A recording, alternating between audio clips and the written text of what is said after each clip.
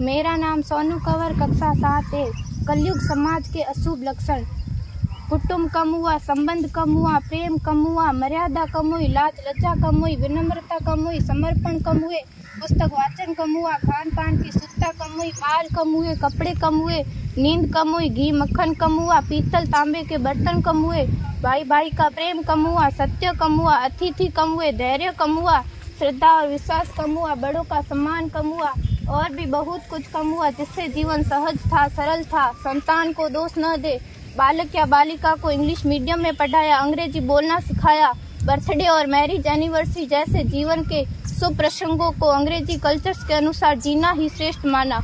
माता पिता को मम्मी डैड कहना सिखाया। जब अंग्रेजी कल्चर से परिपूर्ण बालक या बालिका बड़ा होकर आपको समय नहीं देता, आपकी भावनाओं को नहीं समझता, आपको तुच्छ मानकर आपसे जुबान लड़ाता, जब आपको बच्चे में कोई संस्कार नजर नहीं आता, तब घर के वातावरण को गमगीन किए बिना, संतान को दोष दिए बिना एकांत में जाकर रो लीजिएगा, क्योंकि पुत्र या पुत्री की पहली वर्षगांठ से ही भारतीय संस्कारों के बजाय, मंदिर जाने के बजाय केक कैसे काटा जाता है, यह सिखाने वाले आप और अम्मी है। जब बच्चा पहली बार घर से बाहर निकलता है तो प्रणाम और आशीर्वाद के बदले बाय बाय कहना सिखाने वाले आप और अम्मी है।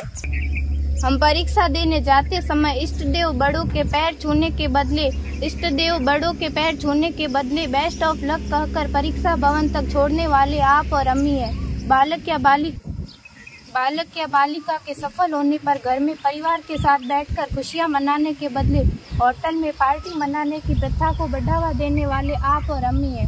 बालक या बालिका के विवाह के पश्चात कुल देवता देव दर्शन भेजने से पहले हनीमून के लिए फॉरेन टूरिस्ट स्पॉट भेजने की तैयारी करने वाले आप और अम्मी है।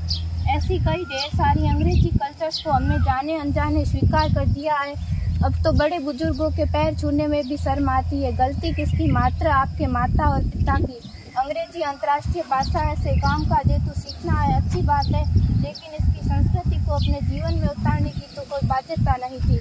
अपनी समृद्ध संस्कृति को त्याग कर नैतिक मूल्यों, मानवीय संवेदनाओं से रहित अन्य सभ्यताओं की जीवन शैली अपनाकर हमने क्या पाया?